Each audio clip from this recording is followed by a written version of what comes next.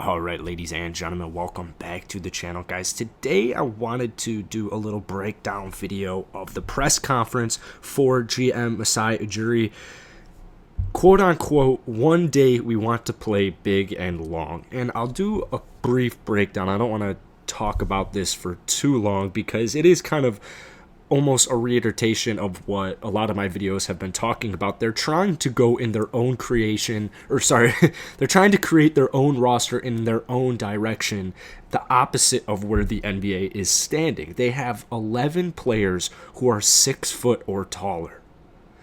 Quote unquote, we're going to create our own direction. We don't have to move in the way the league is moving. The NBA is such a copycat league. So before we go any further in this video, if you guys enjoy it, be sure to hit that like button, hit that sub button. Thank you guys, Raptor Nation. You guys are straight up blessing me. I'm about 70 subscribers away, maybe 80 subscribers away from 7,000, so I'm sure I'll hit that relatively soon. So thank you guys so much for all the support. With that being said, let's just get into it.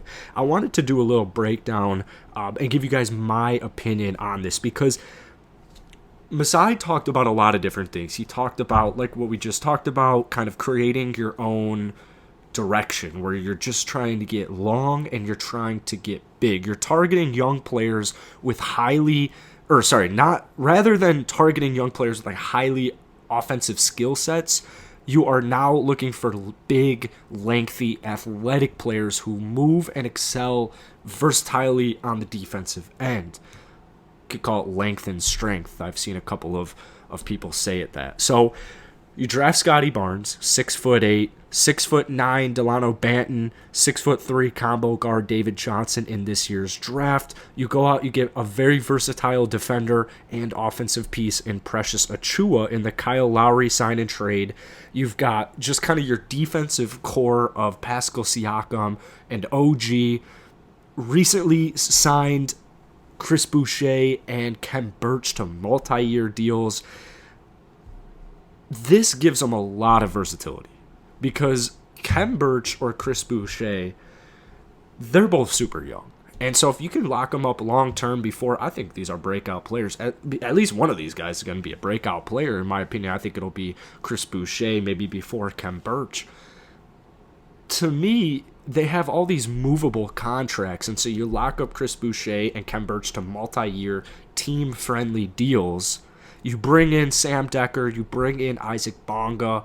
I mean, Fred VanVleet is a defensive beast. I've actually made Isaac Bonga videos. I made a video about why the Rockets should sign Isaac Bonga right before the Raptors snagged him up. That guy is not on the floor for any offensive purposes. People forget he started the first couple of games for the Washington Wizards last season. I believe he wasn't putting up too many points per games or even rebounds per games, but the defense and the defensive versatility he brings, it's really good to see him on this team, and I hope he gets an opportunity. I hope he has gotten better and better because it really is only one-dimensional defensively for him. However, the Raptors, they're still looking for that. They're still looking for those defensive-minded players, those guys who take initiative to play good defense. They like it. They think it's like almost disrespectful to call them a bad defender. Like that Marcus Smart. Those guys just have different mentalities about themselves when they play defense.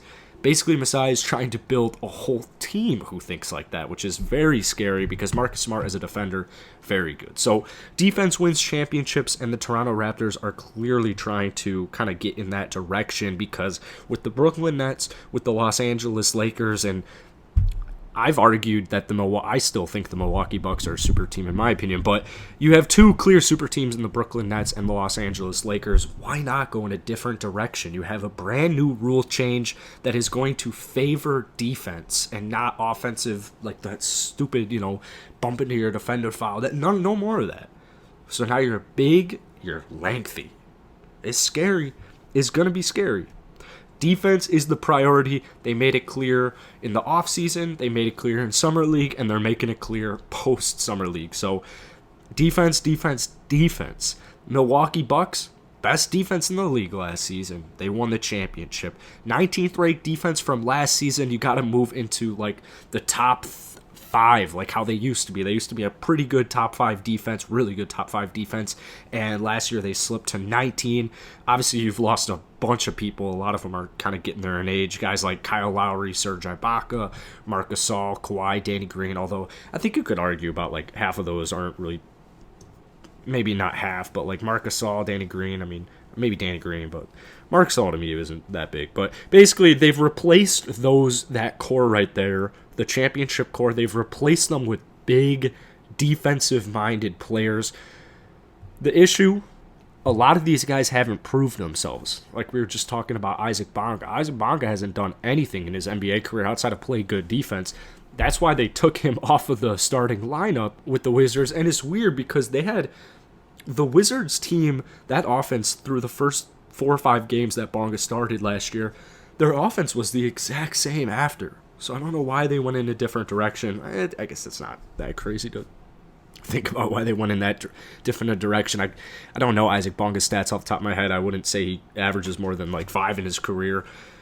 Transition offense. This is something Masai emphasizing as well, and Nick Nurse emphasizing as well. These guys are trying to lay down the blueprint of we need to get back in transition. They scored just 1.12 points per transition. That was 12th worst in the NBA. 12th worst in the NBA. So